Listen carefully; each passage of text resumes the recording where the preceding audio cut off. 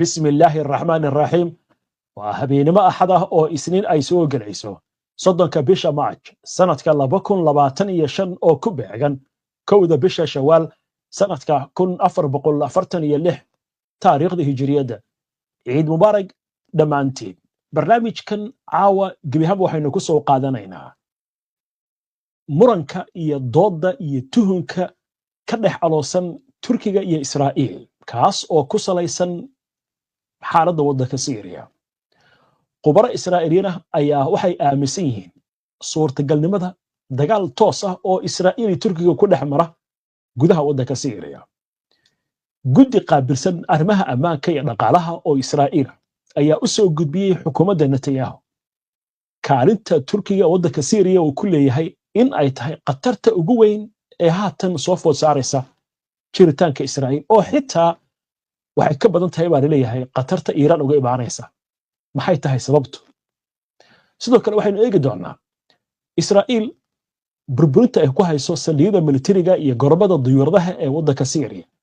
ma waxay kaga hortagaysaa qorshaha Turkigu ilaa 3 saldhig oo militari oo ka samaysanayo gudaha waddanka Syria maxaa ka jira haatan in qalabkii saldhigyadaasi lagu dhisi lahaa gudaha Syria la keenay oo dirbaba la bilaabay dhismaha saldhigyadaasi military haddii Turkiga saldhigyadaas uu ka dhisto gudaha Suuriya maxay uga macno tahay Israa'iil muxuu yahay qorshaha Turkiga Israa'iil Mareykanka ay waxay ku riixaysaa in uusan ciidankiisa kala bixin waddanka Syria xitaa ciidamada ciidamada Ruushka ee saldhigyada military kula gudaha Syria ayay doonaysaa halkaasi in lagu hayo haddaba barnaamijkan macluumaadkaas ayaynu ka eegi doonaa oo aan ka soo ururinay warbaahinta Israa'iil warbaahinta Turkiga iyo waxa qubarada arintan ay ka tiri waana ku mahadsantihiin daawashada barnaamijka wahagaag tan iyo markii xukunka laga tuuray Bashar al-Assad 8 bishii December Israa'iil waxay xoojisay duqeymaha ay ku hayso waddanka Suuriya waxay burburisay dhammaanba saldhigyadii militariga ee waddanka Suuriya warshadihii hubka xarumihii ciidamada garomadii diyuuradaha dekadihii doonyihii iyo maraakiibta dagaalka ee ciidanka xitaa waxaa la sheegay inay burburisay xarumihii cilmiga sayniska ee militariga lagu baranayay macnaha Syria dib dambe awoodeeda inaysan u dhismin ra'iisul wasaaraha Israa'iil Benjamin Netanyahu iyo wasiirkiisa gaashaandhigga Israel Katz labada waxay ku macneeyeen tan inay tahay qatarta Israa'iil uga imaan karta maamulka cusub ee Ahmed al-Sharac Abu Ghani uu hogaaminayo oo Israa'iil ay ku tilmaamayso oo hadalka u dhigtay mintidiin la wareegay talada waddanka Suuriya Israa'iil waxa haysata laba daran mid dooro Bashar al-Assad oo waddankaasi sii haystana dan uguma jirin waxa yeelay Iiraan ay ku daabnaa oo Iiraan ayaa sayta uga adeeganaysa waddanka Syria haatan oo shiicadii meesha ay ka baxday iyo nidaamkii calawiyiinta ee Bashar al-Assad waxa meeshii yimid sunniyiin qatarta ugu weyn Israa'iil ay ka baqayso wax kale oo dhibaato ku ah Israa'iil waxa weeye lugta iyo faragelinta iyo saameynta Turkiga uu ku leeyahay waddanka Suuriya dhawaan dhowr mar ay booqasho ku tageen waddanka Suuriya mas'uuliyiinta sarsare ee Turkiga gaar ahaan wasiirka arrimaha dibadda iyo waliba madaxa laanta sirdoonka waa Hakan Fidan iyo Ibrahim Kalin kulamo kala duwan ay la qaateen madaxda waddanka Suuriya Ahmed al-Sharac Abu Ghani iyo madaxweynaha Turkiga Recep Tayyip Erdogan ay ayaguna kulamo ku yeeshay magaalada Ankara kulamadaas intooda badan waxay ahaayeen kuwa ku aadan iskaashi dhanka militariga qobrada waxay leeyihiin Turkiga ka gorgortay maayo waddanka Syria xitaa haddii ay noqoto inuu kula dagaalamo quudaha waaweyn Mareykanka ayaa ugu muhiimsanaa Mareykankuna uu isgaabiyey wuxuu ku ekaaday oo kaliya la dagaalanka ISIS iyo al-Qaacida laakiin faraha lama soo gelin maamulka iyo nidaamka dowladnimada waddanka Syria Ahmed al-Sharac saacadii la soo dhaafay wuxuu ku dhawaaqay xukuumad cusub laakiin saameynta ugu weyn waxay tahay Israa'iil xitaa talaabo qaadi karo haddii isku dayo inuu ka hortago Israa'iil qobrada waxay leeyihiin Israa'iil toos ay u baagsanaysaa sidaas darteed wuu isgaabiyey haddaba marka hadda maxaa socda heshiiskii dhowaan ankara ay ku kala saxiixdeen madaxweynaha turkiga Recep Tayyip Erdogan iyo madaxweynaha Syria ayaa qalinka waxa lagu duugay iskaashi dhanka militariga warar aan si buuxda loo xaqiijin waxay leeyihiin waxa ka mid ah heshiis rasmi ah oo difaac macnaha turkiga inuu difaaci karo Syria maxaa ka mid ah nidaamka difaaca in la dhiso qalabka casriga ee raadarada gaar ahaan kuwa lagu magacaabo Iron Dome ee caanka uu ku yahay turkiga ee dhowrka boqol ee kiiloomitir ka soo qaban kara diyaaradaha dagaalka iyo qatarta cadowga ayaa la filayaa in la dhigo waddanka Suuriya saldhigyada military waxaa la leeyahay mid ka mid ah durba waxaa laga bilaabay bartamaha waddanka Syria waana sababta Israa'iil maalmihii la soo dhaafay ay u duqeynaysay saldhigga Palmyra ee ku yaala bartamaha waddanka Syria qariiradan aynu eegno waxaad arki kartaa sida Israa'iil ay u gashay gudaha waddanka Syria intan guduudan ama guduudkan tiqda ah waa dhulkii horay ay u haysatay Israa'iil gaar ahaan buuraleyda Golan waxay ku darsatay buurta Hermon ama Jabal Sheikh midabka guduudan ee aadka guduudka u ahna oo falaarta cad ay ku hoos taal ama ku kortaal ee tegaya ilaa ya Qatana waa inta ciidanka Israa'iil ay gudaha u galeen waddanka Syria waxaana la yiraahdaa waxay u jiraan magaalada caasimadda ee Dimashq 25 kiiloomitir oo kaliya arrintan waa qatar aad u weyn marka waddan caasimadiisii 25 kiiloomitir uu jiro mid ka mid ah wadamada ugu cadowsan taariikhda faca weyn ee cadowtinimadan ay ka dhaxayso laakiin Ahmed al-Sharac wax uu qaban karaa way adagta maxaa yeelay awood uu kaga hortagi karo Israa'iil bale waana sababta keentay xitaa in wasiirka gaashaandhigga ee Turkiga uu yiraahdo waxaana diyaar u nahay haddii xukuumadda cusub ay naga dalbato inaan gudaha waddanka Syria aan galno oo amniga aan iska kaashano inaan ka caawino Erdogan xaaladdu qiimeynaya sida qubarada ay sheegayso gaar ahaan in maamulka uu fahmo Trump mowqifkiisa oo ka joogo waddanka Syria si cad ayuu arrintaasi Donald Trump u cadeeyay oo wuxuu sheegay Erdogan inuu la wareegay waddanka Syria wuxuu yiri waa nin xariif ah si fudud ayuuna ku qabsaday buu yiri Suuriya arrintaas laakiin lagama soo dhaweyn Ankara oo wasaaradda arrimaha dibadda Turkiga waxay ku tilmaamtay hadalkaas inuu hadal laga fiirsan waxayna sheegeen Syria inaysan Turkigu aysan qabsan laakiin ay taageerayaan sababtuna ay tahay dowladdan cusub iyo in ay la dagaalamayaan kooxaha Kurdiyiinta ee mucaaradka ku ah dowladda Turkiga sida PKK YPG iyo kooxda la yiraahdo SDF ee Mareykanka u taageero hadda xaaladdu isbedelaysa waxay u muuqataa Donald Trump inaysan ugu jirin baqaanadiisa xaaladda Syria oo ciidan badan inuu geeyo ama kula lolamo Turkiga ama Ruushka ma doonayo taas waxay ku noqotay Israa'iil caqabad weyn nidaamkan difaaca halkan kaga muuqda gaar ahaan qalabkan raadarada ayaa waxay yihiin kuwa ugu muhiimsan ee uu doonayo Turkigu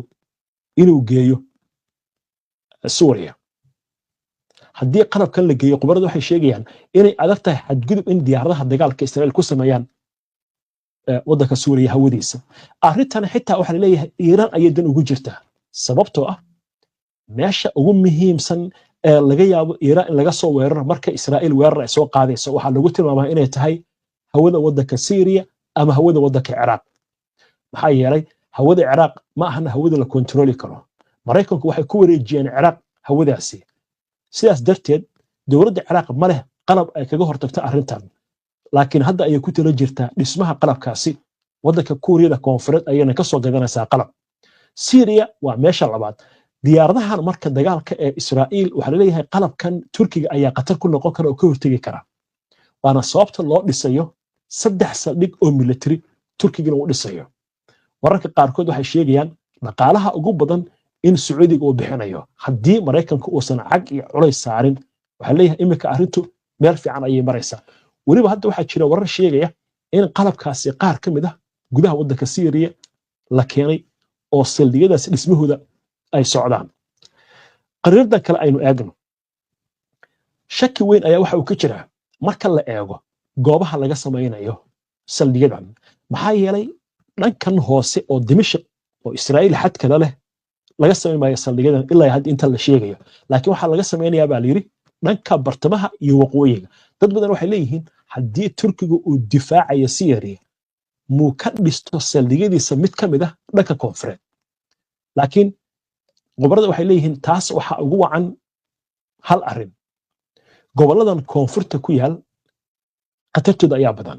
gaar ahaan marka laga hadlayo Suwaydiya iyo Khwantara waxa ku badan dadka duruusta ah duruusta waxa leeyahay marka aad loo aamini karo laakiin dhankan haday noqoto Xumus iyo Xalab iyo magaalada Xama marka la eego waa goobaha Sunniyada ay ku xoog badan yihiin haddii ay noqoto ciidamada Axmed al-Sharac taageeradooda iyo awoodooda halkaas ay ka imaan kartaa waana meesha la leeyahay goobaha hadda loo badinayo awoodda ciidanka Syria inay ka timaado aan ku socono macluumaadka kale Israa'iil waxa la sheegay inay Mareykanka kala hadashay xitaa in saldhigyada military ee Ruushka uu ku leeyahay xeebaha waddanka Suuriya aan la qaadin arrintaas khibradu waxay ku macnaynaysaa Israa'iil inay doonayso in waddanka Syria uusan yeelan dowlad rasmi ah oo ciidan xooggan leh laakiin Turkiga meel uu saldhigyo military uu ku leeyahay ayadu gudaha ay ku sugan tahay waa Israa'iil Ruushka saldhigyo military uu ku leeyahay isla markaasna sidoo kale xitaa shiicada awood la siiyo dhankan Ciraaq inay ka yimaadaan fikirkaas oo dhan iyo Kurdiyiinta oo la dhisaa si aysan nidaamka Syria soo noqdaan nidaam adag laakiin dadka arrimaha waddanka Syria la socda waxay leeyihiin Axmed al-Sharac uu isgaabinaya ilaa iyo inta uu helaya awood buuxda wuxuu isku dayayaa inuu ka gaabsado isku horimaad Israa'iil ula galo sababtoo ah si fudud ay xitaa u qaarijin kartaa sida ay leeyihiin dadka arrimaha gobolka ka faalooda ama ay u beegsan kartaa xitaa ciidankiisa waxay awood u leedahay inay kiciso qolyahan xukunka laga tuuray ee Calawiyiinta oo xitaa isku dayay 6dii bishii March inay afgembi sameeyaan dadka duruusta qaarkood gaar ahaan deegaanka la yiraahdo al-Suwayda ama Suwaydi ayaa waxa la sheegayaa in ay qaarkood ka soo horjeedaan nidaamka Axmed al-Sharac waliba waxay ku dhawaaqeen dhismaha jabhad walow cuqaasha iyo culimadu ay leeyihiin anagu dooni mayno in aan u horseedno Syria Israa'iil inay soo gasho ay qabsato Turkiga marka muxuu yahay mowqifkiisa dadka arrimaha gobolka la socda waxay leeyihiin Turkiga Erdogan wuxuu aad uga careysan yahay dagaalka Israa'iil ka wada Mareykanka qasa iyo tilaabada uusan ka qaadi karin qawaaniinta caalamiga marka la eego Israa'iil dhulka Falastiiniinta ayaa haysata tani marka la kala qaybiyay dhulkaasi dagaalkii 6 maalmood ee Carabta Israa'iil dhex maray 1967 oo ay ku qabsatay daanta galbeed bariga Qudus iyo waliba deegaano kale oo Carabeed sida Buuraleyda Golan iyo waliba xitaa Mareykanka qasa ilaa iyo Rafax ilaa iyo Sinai waxaas oo idin marka la eego meesha kaliya ee uu kuga aargudan karo waa Syria Syria marka muxuu kaga aargudan karaa inuu taageero dawladdan dhawaan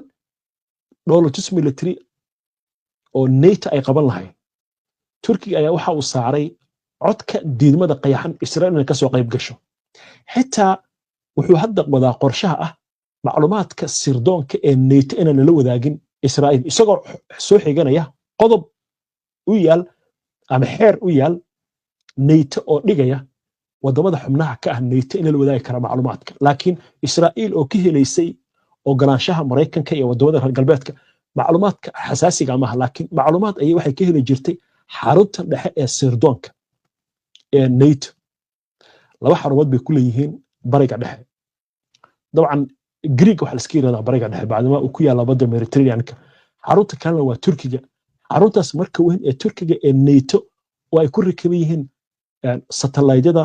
iyo raadarada iyo xarumaha warqabadka dhanka sirdoonka waa saldhig aad u weyn ayaa waxa leeyahay macluumaad bay Israa'iil ka heli jirtay hadda Turkiga wuxuu wadaa qorshe arrintaas oo ku xanibaya baadama uu ku guuleystay Israa'iil in laga celiyo inay ka qayb gasho dowladtuska isku diyaarinta ka hortagga qatarooyinka ama qatarta oo NATO ay qabanayso dowladtuskaasi si buuxda ayaa waxa loo sheegay inuu u diiday Erdogan oo isticmaalay codka dibadda qayaxan arrimaha marka maxay ku soo aadayaan waxay ku soo aadayaan xitaa xilli gudaha waddanka Turkiga isbeddello waaweyn ay ka socdaan waxaynu ka warqabnaa markii la xiray duqa magaalada Istanbul madaxda Israa'iil inay si weyn uga hadlayaan arrintan warbaahinta Israa'iilna ay ka dhigayaan barnaamijkan iminka ka socda waddanka Turkiga barnaamij kaliya aan lagu taageerin duqi magaalada Istanbul ee la xiray Ekrem İmamoğlu laakiin laga dhigayo mid lagu doonayo dimuqraadiyadda oo Erdogan loo muujinayo inuu yahay nin kaligiis taliye ah waxaan oo idin marka la qiimeeyo waxa la leeyahay Suuriya waxay noqon kartaa fagaaraha kala reebta Turkiga iyo Israa'iilna si cad ay arrintaas u qaratay ilaa hadda ay gaartay Netanyahu inuu u xirsaaray guddi soo qiimeeya qatartaas Turkiga waa isgaabinaya asagoo aad uga hadli maayo qatartan laakiin waxa la leeyahay wuxuu ka hortagay qorshe weyn oo Israa'iil ay ku kala qaybin lahayd xitaa waddanka Syria Erdogan 2 toddobaad ka hor khudbad oo jeediyay ay waxa uu ku sheegay in aysan sinaba ku aqbali doonin Turkidu in la kala qaybiyo waddanka Syria wali wuxuu isticmaalay ereyga ah dhul in loo kala qaybiyo qowmiyad in loo kala qaybiyo diimo in loo kala qaybiyo muxuu ula jeedaa waa kurdiyiinta oo Israa'iil ay ka fakaraysay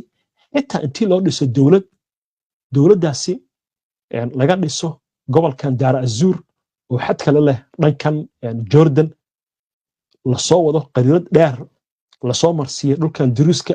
ilaa Israa'iil la keeno oo isku xirma markaas dowlad kurdiyiinta ay leeyihiin oo Israa'iilna aad u taageerta waxa jira dad ka tirsan iyo siyaasiyiin ka tirsan kurdiyiinta oo la dhacsan siyaasadda Israa'iil xitaa kuwa Ciraaq ayaa ka mid ah kurdida Ciraaq waxaynu ka warqabnaa sanadkii hore Iiraan inay duqaysay Erbil xarun ay ku sheegtay inay ahayd xarunta Mossad ay ku shaqaysanaysay inkastoo laakiin arrintaas dowladda waddanka Ciraaq ay aad u cambaaraysay iyo ismaamulka kurdiyiinta waqooyiga waddankaasi Ciraaq waxaan oo idin marka la qiimeeyo khubarada waxay leeyihiin loolan weyn oo u dhaxeeya Turkiga iyo Israa'iil ayaa ka furan waddanka Syria maxay ku dambeyn kartaa xaaladdan waxaa la leeyahay inta badan waxa u muuqataa haddii Erdogan uu isticmaalo awoodiisa isla markaasna suurtagal ay tahay inuu doorasho degdegan tuu qabto meesha xukunkiisa uu ku egyahay 2028 inuu tuu kordhisto ilaa 2030 jajab uu ka dhigo in markaa meel uu saaro Israa'iil isagoo kaga aargudinaya Syria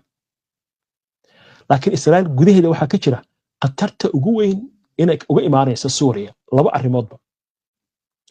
ciidankan Tahriir al-Sham ee hogaaminaya dowladda hadda la dhisay oo Ahmed al-Sharac ku soo jeedo waa sunni dagaal muddo dheer ku jiray isla markaasina aaminsan in dagaalkaasi Israa'iil qatar ay ku keeni karto mustaqbalka iyo tan ah saameynta Turkiga marka waxaan oo idin kale isku geeyay waxa leeyahay halis weyn ayaa jirta waxaan la eegi doonaa toddobaadyada bilaha iyo sanadaha soo socda loolankan Syria ka taagan cid ku guuleysan doonta waynu arki doonaa wixii ku soo kordha inta ayaan ku soo gabagabeynaya barnaamijkii qubanaha waana ku mahadsantihiin daawashada barnaamijka waa inoo barnaamijka xiga inta ka horeysa nabadgelyo